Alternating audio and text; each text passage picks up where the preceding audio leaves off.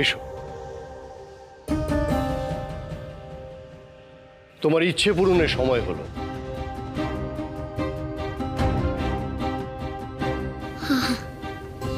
আমার ইচ্ছে হচ্ছে সার্থক হবে গো, সার্থক হবে। এসো এসো, তুমি আমাদের সঙ্গে এসো। এসো এসো, এসো। চলো।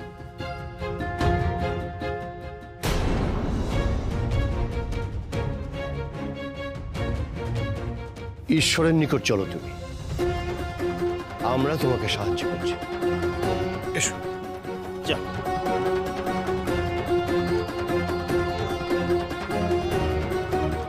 গুরুদেব, লোকনাথের জন্য এই পাহাড়ের হিমশীতল হাওয়া একেবারেই ভালো না। ওর শরীরে ঠান্ডা বাসা বেঁধেছে, সারা শরীর অবশ হয়ে আসছে। না না না না, যেমন করে হোক বাছাদের সার ফেরাতেই হবে। না, কিন্তু কি উপায়? আমাদের তো তেমন কোনো উপায় জানা নেই। আর তাছাড়া এখানকার সন্ন্যাসীরাও তো বললেন তারা এমন কোনো উপায় জানেন না। কিন্তু আমরা তো আমাদের ছেলেপুলের দেহ গরম রাখতে মধু খাওয়াই, খুব উপকার হয় তাতে। কিন্তু কিন্তু এখন মধু পাবো কোত্থেকে?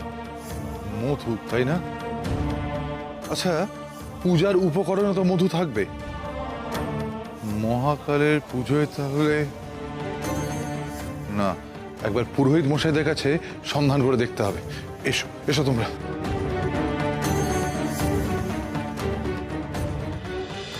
এসো, এসো।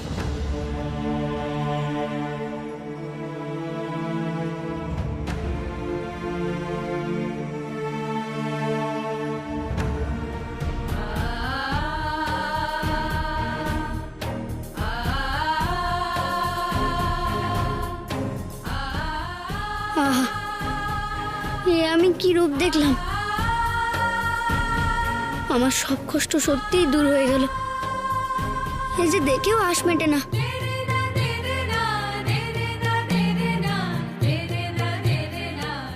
আহা, সত্যি সত্যি অপূর্ব এই মহাকালের রূপ। দেখে যেন আমার সব কষ্ট সার্থক হলো।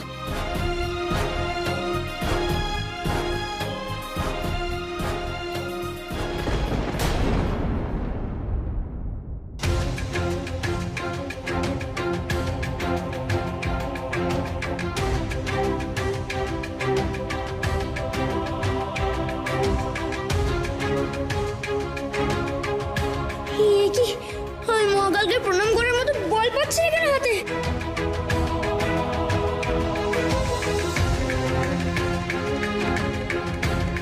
এই যে সর্বনাশা হিমের পরশ লেগেছে ওর শরীরে, আহা রে! তুমি মনে মনে প্রণাম জানাও বাবা মহাকালকে। বাহ্যিক প্রণাম নাই বা খোঁজে, মনের প্রণামই তো আসল। না, ঠাকুরের দর্শন যখন পেয়েছি আমি প্রণাম করবই, যেমন করেই হোক।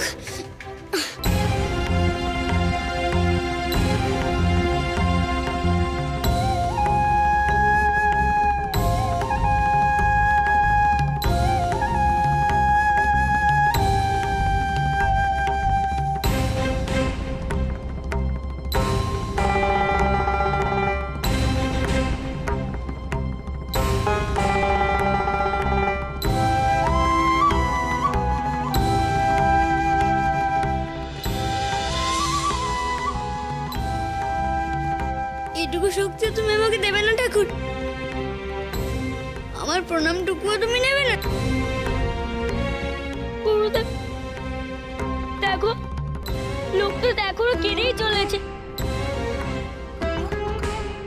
ওর নিশ্চয়ই খুব কষ্ট হচ্ছে।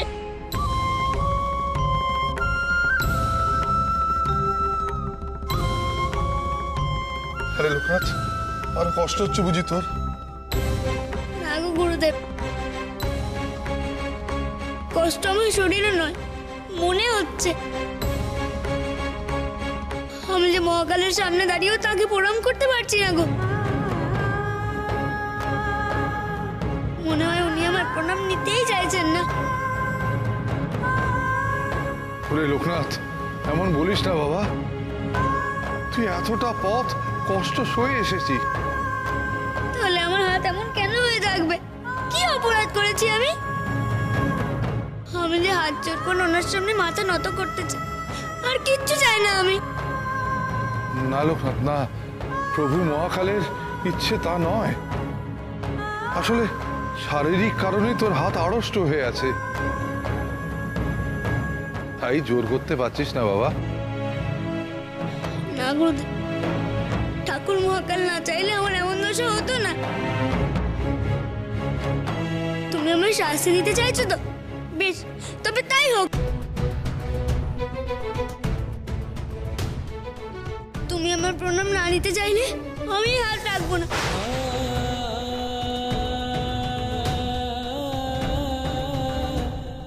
কিছুতেই রাখবো না। লোকনাথ, এটা কি বলছিস? যে হাত দিয়ে ঠাকুর আমার প্রণাম নেন না, সে হাত রেখে আর কি লাভ বলবেনি?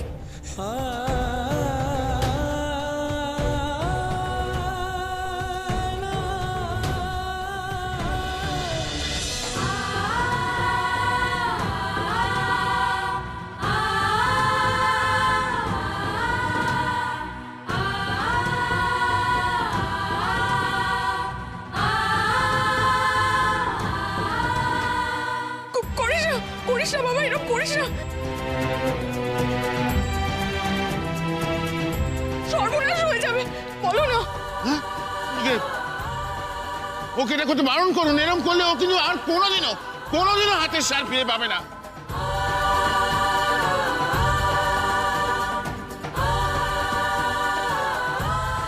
লোকনাথ, লোকনাথ, তুই কি করছিস? হ্যাঁ, তোর দেহে কোনো ব্যথা বোধ নেই? দেহের ব্যথা বলতে আর কি হবে গুরুদেব? যার জন্য এতটা পথ পাড়ি দিয়ে এলাম, সেই যে আমার প্রণাম নিচ্ছে না গুরুদেব। বাছা, আমার অমন করিস না। আমার যে মায়ের মন এত কষ্ট সহ্য করতে পারবে না বাবা। আমাকে বাধা দিও না মাগো। মহাকাল আমার প্রণাম না নিতে চাইলে এই হাত কেন, আমি আমার প্রাণও রাখবো না। লোকনাথ, লোকনাথ, চুপ কর। ঈশ্বরের সামনে এসব কথা কি বলছিস তুই? আমি ঠিক কথাই বলছি গুরুদেব। আমি হয়তো কোনো ভুল করেছি, তাই ঠাকুর আমার প্রণাম নিতে চাইছেন না, আমার থেকে মুখ ফিরিয়ে নিচ্ছেন। আর ঠাকুর মুখ ফিরিয়ে নিলে আমি বেঁচে থেকেই বা কি করবো গুরুদেব? আমার জীবনের যার তাহলে কোনো মানে থাকবে না।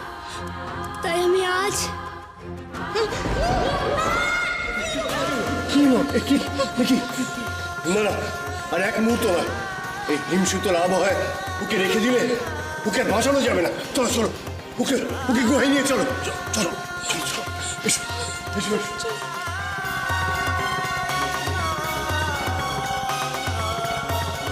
আমার এই শিষ্য তোমার পরম ভক্ত প্রভু তোমার পায়ে প্রণাম জানাতে এসেছে। তাকে তুমি রক্ষা করো প্রভু, তুমি রক্ষা করো।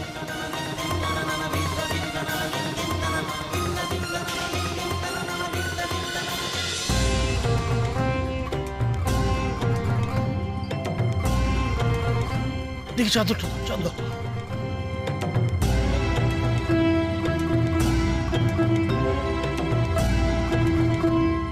লোকনাথ, লোকনাথ, চোখ মেলে তাকা ভাই।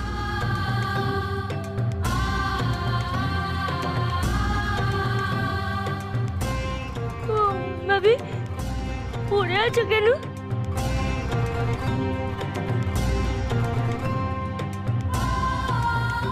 চোখ মেলে তাকাচ্ছি না কেন? ওর যে এখন জ্ঞান নেই বাছা। তোমার ডাক যে ওর কান অব্দি পৌঁছাচ্ছে না।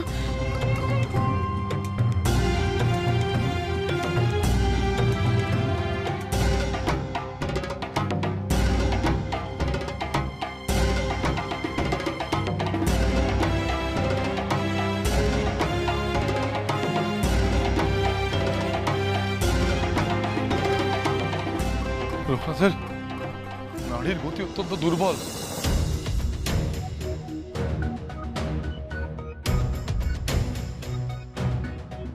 দেহে দেহের তাপমাত্রা কমে যাচ্ছে, তাপমাত্রা বাড়াতে হবে।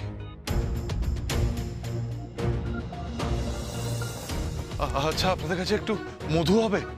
মধু? হ্যাঁ নিশ্চয়ই হবে, আমি আনছি। মধুর একবার শরীরে গেলে উপকার হবে, বাজা আমরা আবার চোখ মেলে চেয়ে উঠবে। এই নিন।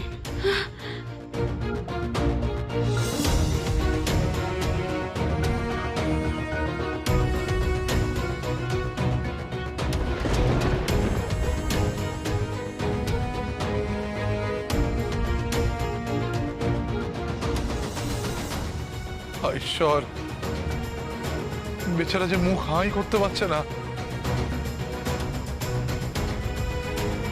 এক্ষুনি গরম জলের প্রয়োজন। কেউ একজন যাও, গরম জল নিয়ে এসো।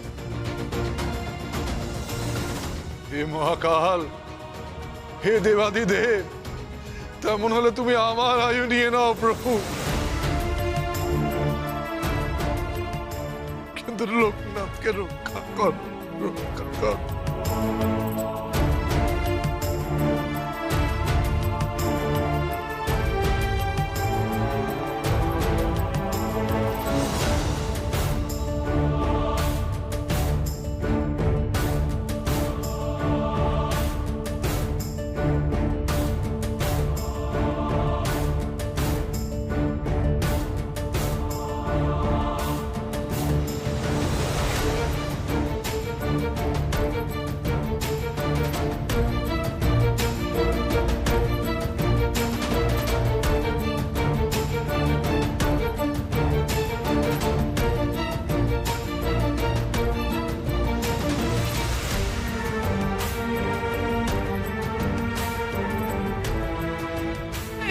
এতেও হচ্ছে না, ওর দেহ যেন কুকড়ে আছে, শরীরে ঠান্ডা আরো কামড়ে বসছে।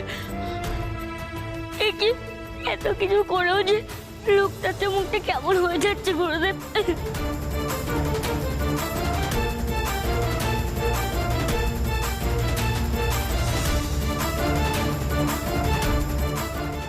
হে বাবা ভোলানাথ, এ কি হয়ে গেল? এ কোন অঘটন ঘটে গেল গো? যত প্রদীপ আছে সব দিয়ে এই ছোট সন্ন্যাসীকে ঘিরে দাও। ভগবান বুদ্ধের কাছে আমরা ওর প্রাণ ভিক্ষা চাইব। এই ছোট সন্ন্যাসীকে যেরকম ভাবেই হোক বাঁচাতে হবে।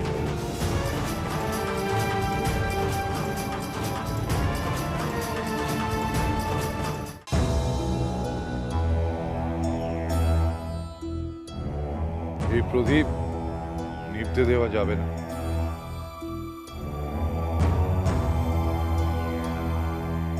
এই গুহা আধার হতে দেওয়া যাবে না।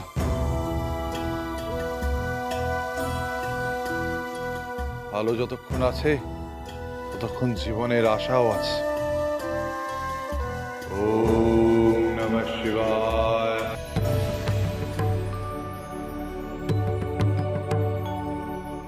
ওম নমঃ শিবায়।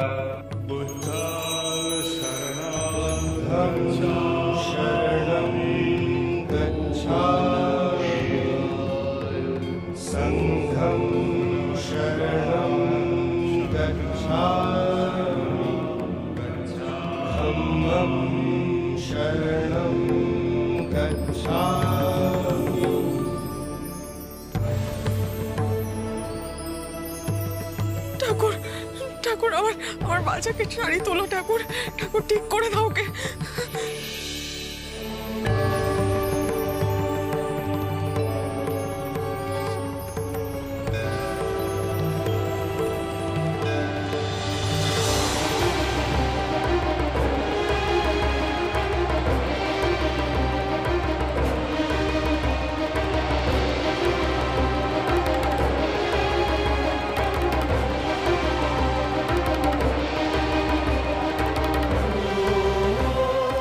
আবার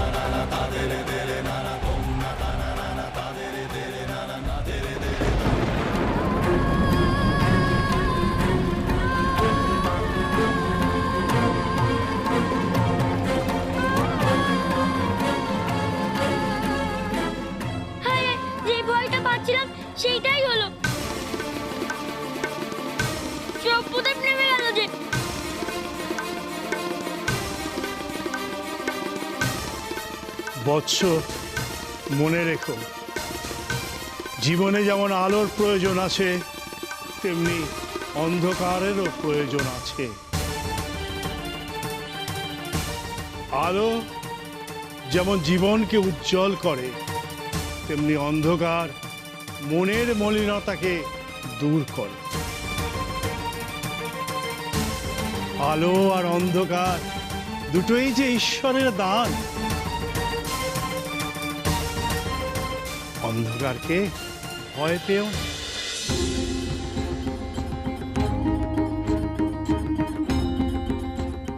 ঈশ্বরকে স্মরণ করো, দেখবে সব অন্ধকার দূর হয়ে যাবে। বুদ্ধং শরণং গচ্ছামি।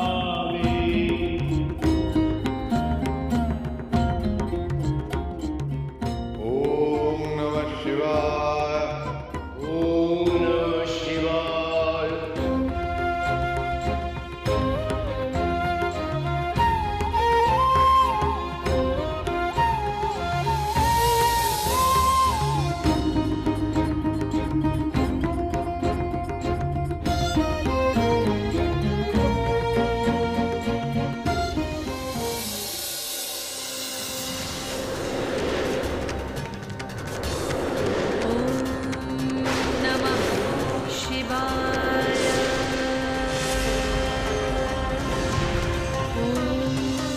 গুরুদেব, দেখো দেখো।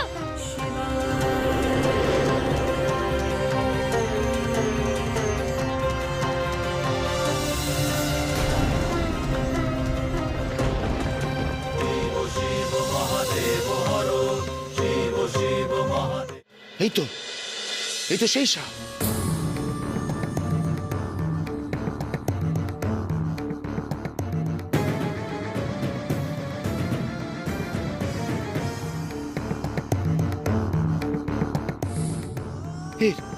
এর দেখানোর পথেই তো আমরা এসেছি।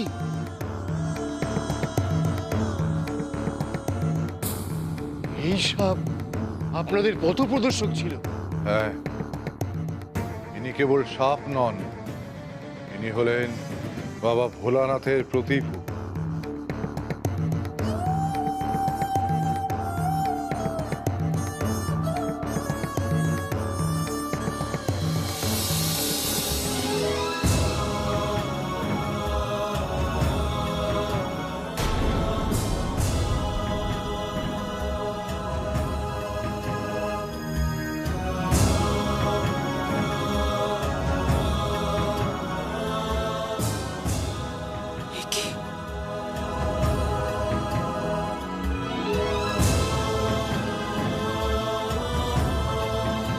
কি এত সাপ, এত সাপ এগিয়ে আসছে! এরা কি তাহলে ছোট সন্ন্যাসীকে? না না, ওদের পথে বাধা হয়েও না, ওদেরকে এগোতে দাও।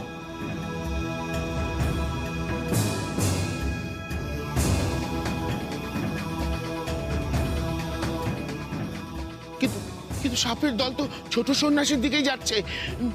যদি যদি ছোবল দেয় তাহলে?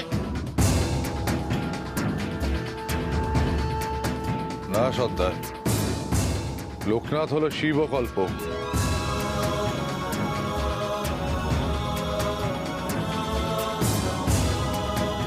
আর শিবের ক্ষতি কোনো সাপ কখনো করবে না। এই সময় সাপ তো শীত ঘুমে মগ্ন থাকে।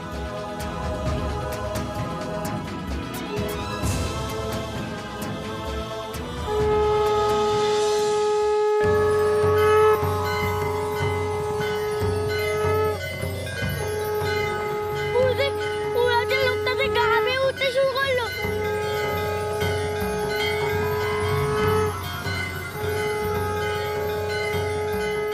কি এই যে দেখছি স্বয়ং দেবাদিদেব মহাদেব লোকনাথকে রক্ষা করছেন।